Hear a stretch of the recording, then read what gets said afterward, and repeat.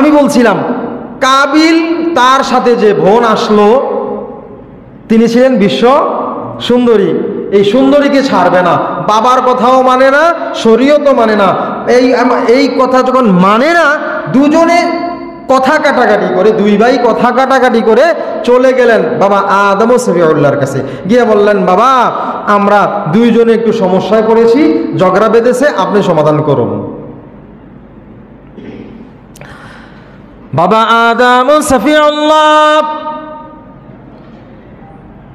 আল্লাহ তাআলার হুকুম ব্যতীত কোনো কথা কন্যা, কোনো শরীয়তের কোনো বিধান কারো উপরে চাপিয়ে দেন না। তিনি হলেন একজন নবী, তিনি বলেন একজন আল্লাহর পাঠানো নবী, প্রথম মানব, প্রথম নবী।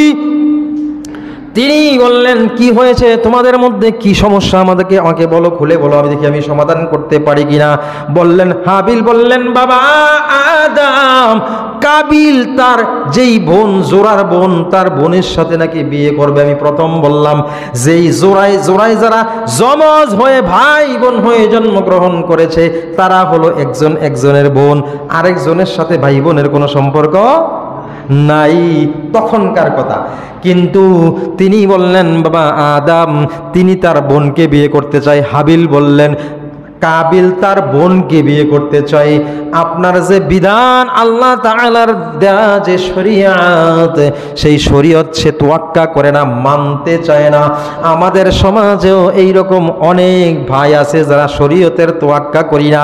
যখন আমরা বিয়ে করার আগে একজন পাত্রী নির্বাচন করাকে কেন্দ্র করে 2 বছর 3 বছর 4 বছর 5 বছর পর্যন্ত মোবাইলের সম্পর্ক, মোবাইল ছাড়াও একজনের সাথে চিঠির আদান প্রদান, মেসেজ আদান প্রদান, রাতের গভীর সারা রাত বসে বসে একজনের সাথে একজনে প্রেমালাপ করি, এইগুলো শরীয়তের বিধানে নাই, হারাম ঘোষণা করা হয়েছে। অথচ আমরা এগুলাকেই প্রাধান্য দিচ্ছি, বলছি শরীয়তকে তোয়াক্কা করছি না, শরীয়ত মানছি না, পিতা মাতার সম্মানের দিকে তাকাই না, সমাজে যে একটা সম্মানিতভাবে সম্মানের সাথে বাঁচতে হবে, অথবা আল্লাহ তাআলার যে একটা বিধান রয়েছে, আমরা যে মুসলমান, এই দিকে খেয়াল না করে যার যার খুশি মতো আমরা একজনের সাথে অবৈধ সম্পর্ক করছি। এইরকম ভাবে কাবিল বললেন, বাবা আদম আপনার এই শরীয়ত আমার কাছে জুলুম মনে হয়, আমি এটা মানতে পারি না। আল্লাহকে আপনি বলে দেখুন, আল্লাহ আমার জন্য কিছু করতে পারেন কিনা। তেরা লোকগুলার কিন্তু যুক্তির অভাব নাই, যারা তেরা গার তেরা, হ্যাঁ একরোখা, এগুলা বেয়াদব টাইপের হয়, এগুলার যুক্তির অভাব থাকে না। হ্যাঁ যুক্তি, প্রচুর যুক্তি দিয়ে বসবে, যুক্তি দিয়ে বসবে যে আপনার এই শরীয়তটা পাল্টানো যায় কিনা, আপনি না নবী, আপনি আল্লাহরে কোন আমার এই শরীয়ত পাল্টানো লাগবে। কারণ বাবা সন্তানকে তো আর তেমন বেশি শাসন করতে পারে না, বাবার সন্তানের প্রতি দুর্বলতা আসেনি, থাকে। তখন তিনি আল্লাহ তাআলার কাছে আইন চাইলেন, রব্বুল আলামিন আমার সন্তানেরা এরকম একটা কি করেছে, প্যাচে পড়েছে, একটা সমস্যার সৃষ্টি হয়েছে, তাদেরকে একটা সমাধানের জন্য কি করা যেতে পারে। আল্লাহ তাআলা হুকুম করে দিলেন, যাও তুমি তাদেরকে কোরবানি করতে বলো। তারা তো তোমার কথা মানছে না, শরীয়ত তো দেওয়াই আছে, ওহী তো তার কাছে আসেই, কিন্তু তিনি মানছেন না। তাদেরকে প্রকাশ্যে বাস্তবতায় কিছু দেখাতে হবে, দুইজনকে কোরবানি করতে বলো। সুবহানাল্লাহ। কি করতে? এই কোরবানির ইতিহাস শুরু, কোরবানির ইতিহাস এখান থেকে শুরু। দুইজনকে বাবা আদম কোরবানি করতে বললেন। আল্লাহ তাআলা বললেন, উতলু আলাইহিম নাবা আবনাই আদম বিল হক। তুমি রাসূলুল্লাহ সাল্লাল্লাহু আলাইহি ওয়াসাল্লামকে উদ্দেশ্য করে আল্লাহ বললেন, আদম আলাইহিস সালামের আদমের কাহিনীটা তুমি তোমার উম্মতদেরকে পড়ে শোনাও। সুবহানাল্লাহ।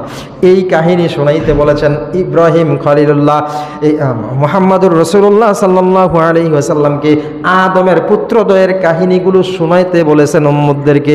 আল্লাহ কোরআনে এই নির্দেশ দিয়েছেন। এখন আদম ও সফিউল্লাহ ডাক দিয়ে বললেন, আমার সন্তান দুইজনে কোরবানি করো, আল্লাহর নামে কোরবানি করো।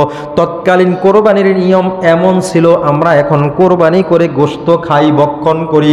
আমি প্রথম বললাম কোরবানি মানে আল্লাহর নামে বিলীন করে দেওয়া, ত্যাগ করে ফেলা। আমার সম্পদও হতে পারে, আমার শরীর হতে পারে, রূহ হতে পারে, আত্মা হতে পারে, রক্ত হতে পারে, অথবা আমার সন্তান হতে পারে। দুনিয়ার সব কিছু থেকেই কোরবানি করা যায়। এখন যেই সম্পদ আল্লাহ তাআলার নামে দেওয়া হয়, এই সম্পদকে আর ভোগ করার কোনো বিধান নাই, তখন ছিল না। কিন্তু আমরা এখন গরু জবাই করে, পশু জবাই করে নিজেরা ভক্ষণ করি। এই বিধানও আল্লাহ দিয়েছেন রাসূল সাল্লাল্লাহু আলাইহি ওয়াসাল্লামের খাতিরে। কার খাতিরে? রাসূলুল্লাহ সাল্লাল্লাহু আলাইহি ওয়াসাল্লাম লজ্জিত হবেন উম্মতদেরকে দেখে। আল্লাহ বললেন, আমি কোরবানি কবুল করার নিয়ম দুনিয়ায় আর রাখবো না, কারণ আমার হাবিব লজ্জিত হবে। অন্য নবীদের উম্মতেরা আঙ্গুল দিয়ে দেখিয়ে দেবে মুহাম্মদের উম্মতগুলো কত পাপিষ্ট। এখন অন্য নবীর উম্মত আসেনি? আছে, আছে। দুনিয়ায় বিভিন্ন নবীদের উম্মত এখনো আছে। অনেকে ঈসা নবীরে মানে, অনেকে মুসা নবীরে মানে, আছে। তারা তাদেরকে অনুসরণ করে। খ্রিস্টানরা ঈসা নবীকে এখনো খোদার পুত কয়। কি কয়? খোদার ছেলে। এই জন্যই তাদেরকে আল্লাহ নিষিদ্ধ করেছেন।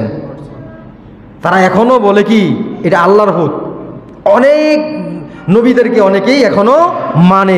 তারা কিন্তু এখন আঙ্গুল দিয়ে দেখাইতো মুহাম্মদের উম্মতদের যদি কোরবানি কবুল না হইতো, এটা যদি প্রকাশ থাকতো, তাহলে তারা দেখাইতো মুহাম্মদ কত নিকৃষ্ট ছিল। দেখো তার উম্মতেরা এই যে কোরবানি করছে, 100টার থেকে 80টাই কবুল হয় নাই, অথবা 90টা কবুল হয় নাই। তারা আঙ্গুল দিয়ে দেখাইতো কিনা? স্পষ্ট দেখাইতো। এই জন্য আল্লাহ বললেন, তোমার উম্মতেরা গুনাহগার, আমি এটাকে সিক্রেট করে দিলাম।